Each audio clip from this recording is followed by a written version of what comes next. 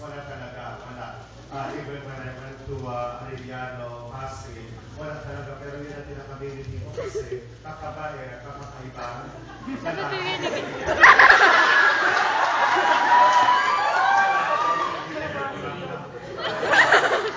Spelling! Kaya, until such time, nung nandito na ako sa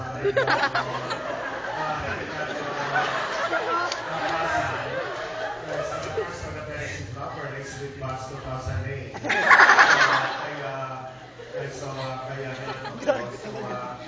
nandito ko sa bibigyan ng Bulacan. So, Bus 2009. And then Bus 2010, yes, they give me a lot of flowers, full of flowers in service road. And then ngayon, as early as this time, kay February, binibigyan nila ako ng bulaklak. So that there's a meaning of that, that flowers. And meron ibig sabihin yan.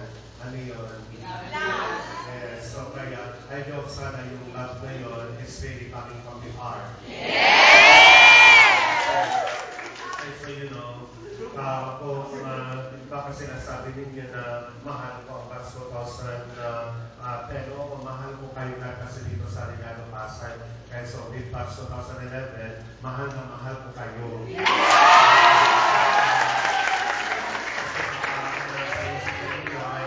Sa nagagalit ako ganito ay sinisigaw kayo ganito. Hindi, yan ang pagmamahal ko, yung disiplina kita yun. Gusto ko na may mapakita yung love ko sa inyo. Kasi then, pasok-pasok din ako kay Pops and singing here, and then they hug me, and so they hug me over the hallway. And so, niyayakap ko din sila.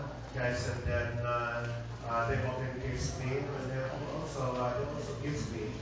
And so, pero with Pastor naiyak si Aaron. yes, mahal ko din kayo. Guys, so, lalo na kapag seminar, tignan nyo, kung paano sila ay kasi-kaso kay Dr. Dino kapag seminar kasi ninyo. So, kaya ganun. Guys, so that's really love in them to me.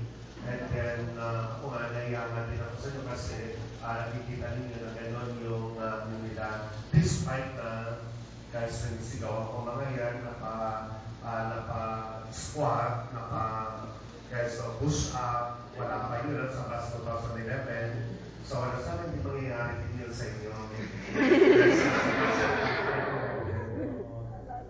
So, kaya, thank you for the flowers.